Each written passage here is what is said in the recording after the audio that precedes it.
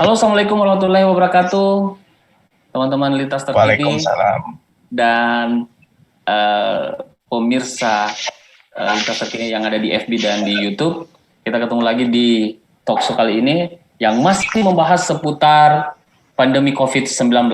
Nah, tentunya kali ini kita akan membahas satu yang berbeda dan seperti biasanya kita menghadirkan narasumber-narasumber yang lain daripada yang lain dan setiap kita selalu menampilkan hal-hal yang bisa mengedukasi kita bagaimana keluar dari pandemi ini. Nah, di kesempatan kali ini kita membahas satu tema tentang bagaimana sih pengaruh influencer di tengah pandemi COVID-19. Nah, di ujung sana atau di screen sebelah sudah ada teman kita, salah seorang influencer Kota Makassar. Beliau adalah Fadel Austin Ramadan. Halo bro, Assalamualaikum. Salam warahmatullahi wabarakatuh. Alhamdulillah sehat. Kita bagaimana kabar? Baik-baik. Ini makin tambah fresh. Bagaimana keseharian tak ini bos? Kita lihat mungkin ini kan lagi masa pandemi. Tentunya meskipun pandemi, aktivitas pasti tetap seperti biasanya. Harus tetap jalan. Ya. Harus tetap jalan semua aktivitas. Ya, iya. Tapi mulai terbatas sih. Jadi beberapa kegiatan yang mungkin sebelum pandemi kita sudah planning kan di tahun 2020, akhirnya kita harus mundur 1 tahun ke 2021. Ya, semoga gitu. Ada hikmahnya, bro. Jadi kita langsung saja teman-teman yang lagi menonton di FB maupun di YouTube, kita perkenalkan Fadel Austin Ramadan. Saya panggil Bro Austin Makidi. Austin aja. Siap. Bro, jadi boleh diceritakan background kita sebagai influencer seperti apa sih? Silahkan. Halo, perkenalkan nama saya Fadel Austin. Biasanya di Instagram itu @Fadel Austin. Ya, orang mengatakan saya sebagai influencer, ya itu pendapatnya orang. Kalau saya sendiri merasa sama seperti orang-orang biasa saja. Tapi sebenarnya sebelum ada kata influencer itu, di tahun 2009 saya kan backgroundnya main skateboard. Siap. Di 2009 sampai 2013 itu saya sempat bekerja sama beberapa brand clothing ataupun brand papan skateboard ada di Jakarta. Di situ belum ada kata influencer, itu namanya sponsor. Kata influencer itu muncul di tahun 2015 atau 2016. Itu baru mulai booming tuh. Selebgram, influencer, terus buzzer, dan KOL, Key Opinion Leader. Kan ada 4 tahapan tuh yang harus dimengerti sama teman-teman semua. Yang pertama itu ada buzzer, contohnya seperti media-media untuk memberi informasi mengenai apa saja yang terjadi di dalam satu daerah. Terus buzzer, selebgram. Selebgram itu dengan kecantikannya, lalu mereka memiliki banyak follower. Dan influencer, mereka yang bisa mempengaruhi banyak orang. Dan KOL, Key Opinion Leader, itu orang-orang yang bisa mempengaruhi nih buzzer, selebgram, influencer, dan juga para pengikutnya, gitu. Dan selain influencer juga saya dikatakan, saya kan main DJ juga, main musik. Luar biasa. Senang bermain musik. Ya, saya senang bermain musik. Dan alhamdulillah kemarin ditunjuk sebagai Direktur Eksekutif Badan Promosi Pariwisata Makassar bersama kakak Amel di Sulsel, saya di Makassarnya. Tapi kemarin saya satu angkatan di situ, cuman saya turun ke Makassar. Biar kita anak-anak muda yang mungkin bisa membantu dan bermitra bersama pemerintah untuk menghidupkan kembali sektor pariwisata yang mati karena pandemi COVID-19. Luar biasa, ternyata ya ini bisa menjadi satu edukasi teman-teman apa itu influencer, buzzer, dan lain-lain. Jangan sampai ada orang mengaitkan bahwa influencer itu hampir sama dengan buzzer. seperti itu. Betul. Jadi beda, jadi beda ya. Jadi sekarang bro, sekarang apa kegiatan-kegiatan Kak ini selama belakangan Pandemi. ini, selama masa pandemi ini? Jadi ya tentunya tadi saya katakan kan backgroundku main DJ. Oke. Kemarin itu kita diserang sama COVID kan per bulan 3 tahun Bulan ini Maret, 2020. Nah, otomatis semua event acara apapun yang mengumpulkan banyak orang itu kan boleh. Jadi otomatis pekerjaan baik itu influencer, musisi, IO, tempat wisata juga harus tutup, ya kan? Nah, tutup. Kita stay di rumah selama beberapa bulan kemarin, akhirnya ada juga hikmahnya ini pandemi. Saya sampai sempat berpikir mau buka usaha apa gitu biar ada aktivitas selama pandemi kan. Jadi akhirnya alhamdulillah di bulan 5 kemarin saya launching satu brand clothing. Itu brand saya sendiri namanya Vibes. Itu lahir di tengah pandemi. Kenapa namanya Vibes? Karena Vibes itu dia brand clothing, brand baju, celana, topi, terus segala macam. Karena kita nggak bisa main musik, jadi kita ke dunia clothing. Oke. Gitu. Pokoknya apa yang bisa kita jalankan. Kenapa katanya tadi kenapa Five brandnya? Oh ya, karena saya kan suka dengan suasana yang tenang, suka dengan pantai, laut. Jadi good vibes Ki. Suka dengan suasana yang gitu. Jadi saya ambil kata vibes-nya gitu. Selama kita berbicara sebagai seorang influencer lah pokoknya. Kalau menurut tak sekarang pandemi dan tidak pandemi sebenarnya apa perbedaannya dari seorang influencer sendiri gitu? Perbedaannya ya yang seperti saya katakan tadi, yang pertama event. Biasanya kita diundang dalam satu acara untuk mempromosikan satu event. Itu kan misalkan attending event, ada acaranya si A, B, C, D, E. Biasanya kita per minggu ada event ataupun mempromosikan produk UMKM. Itu sih tetap ada, tapi di awal-awal pandemi itu tidak ada. Betul-betul kita di rumah dengan ya kita betul-betul di rumah menikmati apa saja kegiatan yang ada di rumah gitu. Nah, jadi kayak ya apa tadi pertanyaan lagi? Intinya kalau pemainnya di pandemi ini kira-kira apa yang sudah kita lakukan bedanya dengan sebelum pandemi lebih kepada influencernya. Apakah ternyata pada saat sebelum pandemi ya promosi untuk hal-hal endorse atau apa segala macam ataukah untuk mengedukasi orang itu banyak. Nah, ketika di pandemi sekarang ini agak kurang atau bagaimana seperti itu? Ya tentunya agak kurang, dan beberapa masukan dari kita diskusi dengan beberapa teman-teman selebgram, buzzer dan influencer juga, mereka kurang kurang jobnya lah, sama seperti dengan usaha-usaha yang lain, semua pasti akan drop. Dan brand-brand yang kita temani kerjasama juga, kita lihat grafiknya pasti akan menurun, dan kita selaku tim promosi atau influencer yang bekerja dalam satu brand harus mengerti kondisi seperti itu.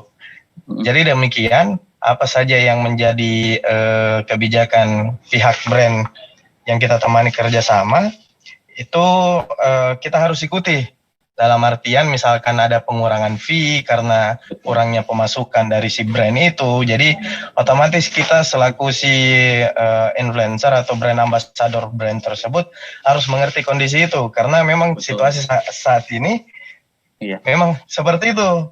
Dan selanjutnya di sisi lain, kalau saya pribadi, saya mengerti dengan kondisi pandemi seperti ini, setiap ada produk UMKM lokal, entah itu F&B atau brand clothing apapun itu saya tetap saya ajak mereka untuk misalkan mereka menawarkan untuk mau di endorse produknya, saya terima tanpa menerima 1.000 pun dari mereka. Dan pada saat saya katakan tadi ada brandku itu kan, yang bulan 5 namanya Vibes, itu pertama kali saya selling untuk produk season pertama aku, itu 10% dari nilai penjualan saya sisipkan untuk membantu orang-orang yang membutuhkan. Jadi ketika setiap hari Sabtu sampai hari Kamis itu misalkan pendapatannya penjualannya sekian, kita potong 10%, 10%-nya itu saya kumpulkan menjadi satu, misalkan 500.000 nih atau 1 juta, ya kan? Ya. Saya cari tiga F&B, maksudnya 3 rumah makan atau kedai produk UMKM tentunya untuk kita beli produknya ini 3-3-nya nih. Jadi minggu ini si toko ABC, minggu depan beda lagi. Itu kita harus saling membantu. Jadi pendapatan dari Vibes itu membantu si UMKM juga terbantu dan kita membantu orang-orang yang membutuhkan gitu. Terus kegiatan yang selanjutnya. Oke, lanjut. Silakan lanjut. Terus kegiatan yang selanjutnya kemarin di bulan 5 atau bulan 6 kita sesama teman-teman musisi, teman-teman influencer dan juga Badan Promosi Pariwisata Sulawesi Selatan dan juga Makassar, kita kumpul duduk bersama. Waktu itu kejadian longsor yang di Luwu Utara. Luwu, banjir bandang ya. Banjir. Jadi kita Masamba ya. Kita sempat buat kegiatan namanya Lebanasi, lelang barang untuk donasi, dan juga itu lelang barang untuk donasi, hasilnya kita mau sumbangkan ke banjir Masamba. Terus si influencer, si penyanyi dan talent-talent lain juga menyumbangkan suaranya. Kita bekerja sama dengan kitabisa.com mengumpulkan donasi untuk membantu saudara kita yang ada di Masamba. Jadi itu tadi beberapa kegiatan yang kita lakukan untuk selama tengah pandemi ini. Saya biasanya kalau pemainnya teman-teman yang influencer itu biasanya orang-orangnya kreatif. Saya yakin itu kenapa? Saya bilang mereka bisa mengetahui mungkin hal ini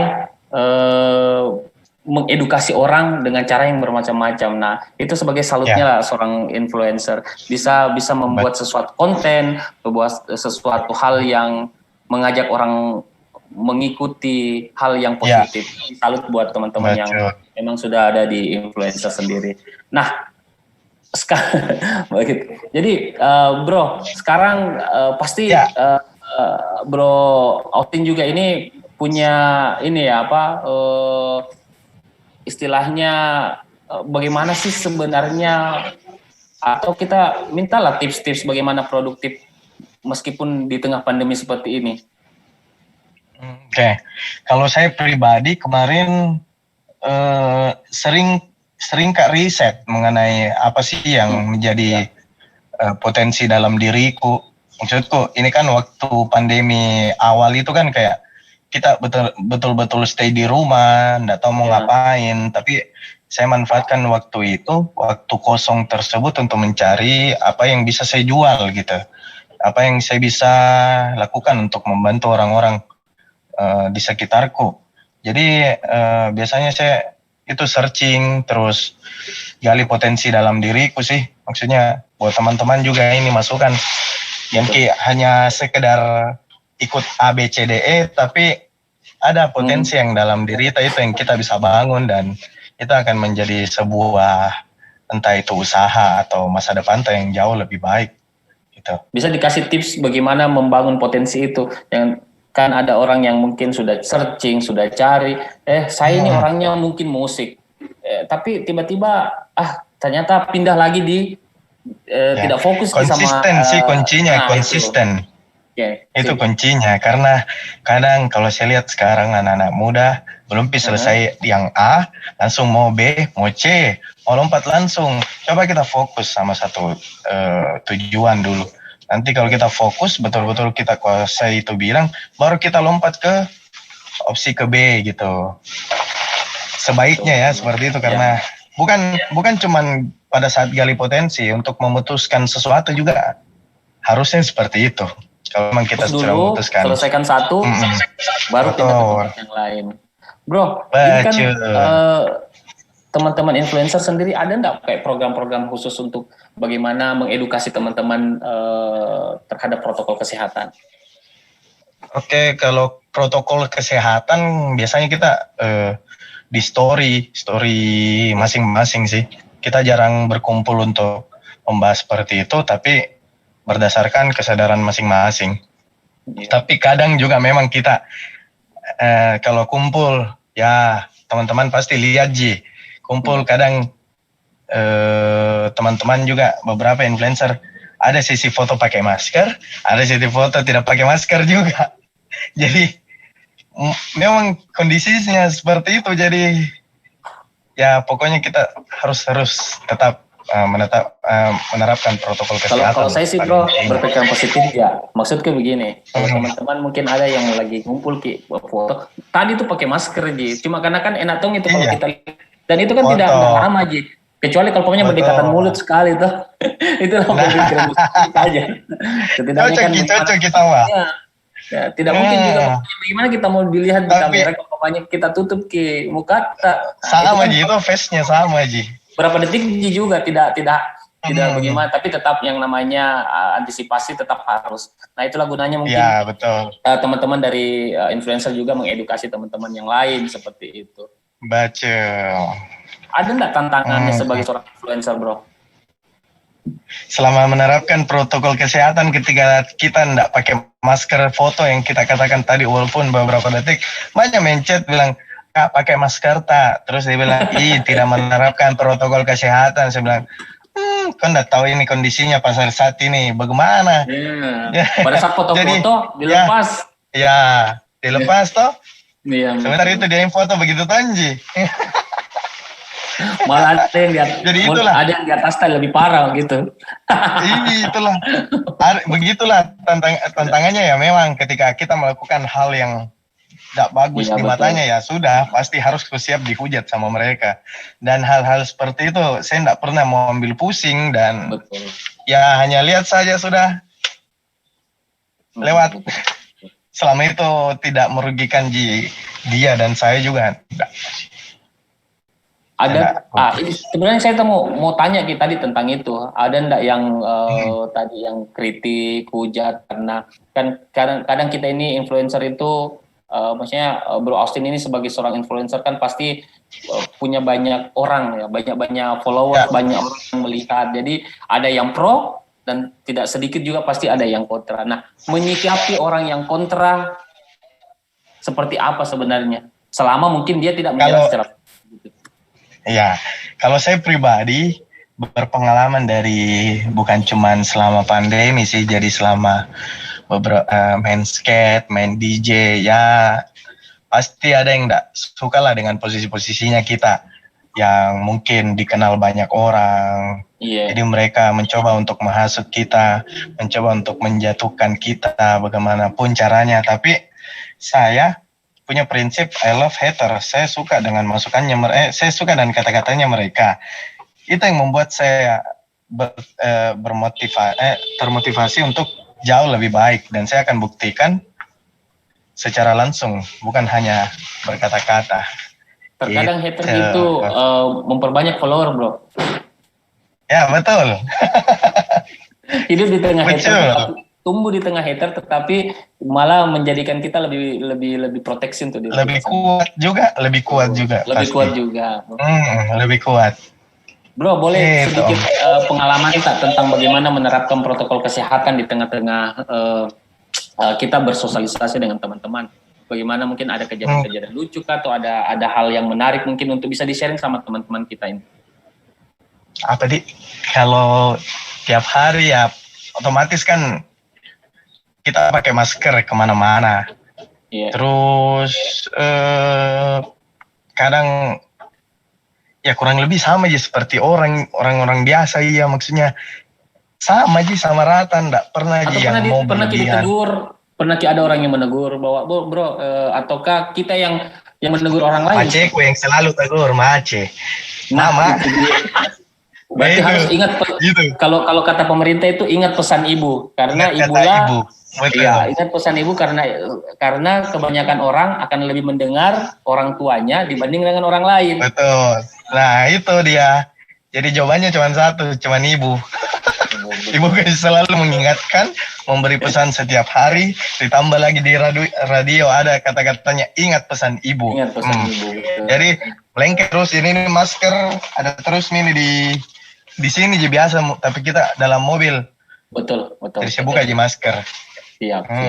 Jadi ternyata suka dukanya menjadi seorang influencer juga banyak ya, Bro Di. Banyak sekali. Tidak hanya senangnya, pasti ada dukanya. Bro, sukses selalu, Bro. Kita tidak terlalu banyak, kita lebih men-sharing pengalaman dan bagaimana sebenarnya mengedukasi teman-teman. Terakhir, Bro. Betul. Saya minta closing statement tak untuk mungkin bisa mengedukasi teman-teman yang lain. Silakan. Buat teman-teman yang di rumah, tetap semangat, tetap beraktivitas, tapi tetap menggunakan protokol kesehatan kemanapun kalian berada, dan tetap gali potensi, jangan pernah menyerah untuk melakukan hal yang mungkin orang-orang katakan kau tidak bisa, tapi sebenarnya kau bisa. Jauhkan itu kata malu-malu atau tidak bisa, Kak. Semua orang bisa selama kalian mau berusaha. Okay. Terima kasih Bro Austin, selalu semangat, selalu fokus, dan Bro Austin tadi juga gali potensi dan pasti bisa lah kalau memang kita mau. Terima kasih untuk waktu tak, terima kasih atas kesempatan diundang di talkshow ini. Teman-teman yang ada di rumah, di FB dan di YouTube, terima kasih untuk kalian yang sudah menonton. Terima kasih juga selalu setia di talkshow Lintas Terkini. Kita akan ketemu di talkshow berikutnya. Sampai jumpa. Sukses selalu semuanya. Sukses Bro. Tak kenal maka tak kebal. Vaksinasi, cara aman melatih tubuh untuk kenal, lawan, dan kebal dari penyebab penyakit seperti virus atau bakteri. Ada berbagai jenis vaksin, dan proses pengembangan vaksin diawasi dengan ketat melalui tahapan uji praklinis dan klinis secara lengkap, sehingga vaksin yang dihasilkan aman dan efektif. Setelah vaksin masuk ke dalam tubuh dapat membentuk sel memori untuk mengenali virus dan menghasilkan antibodi untuk melawan virus. Selain itu, tubuh dapat mengingat dan melawan jika terpapar virus yang sama. Vaksinasi tak hanya lindungi diri sendiri, tapi juga bisa cegah penyebaran dan penularan virus jika mayoritas masyarakat sudah divaksinasi. Sehingga dapat melindungi mereka yang belum bisa divaksinasi, seperti bayi, anak-anak, lansia, atau orang dengan penyakit tertentu. Pandemi bisa berakhir jika rantai penularan bisa diputus dengan melakukan vaksinasi dan protokol kesehatan. Vaksinasi, lindungi diri, lindungi negeri.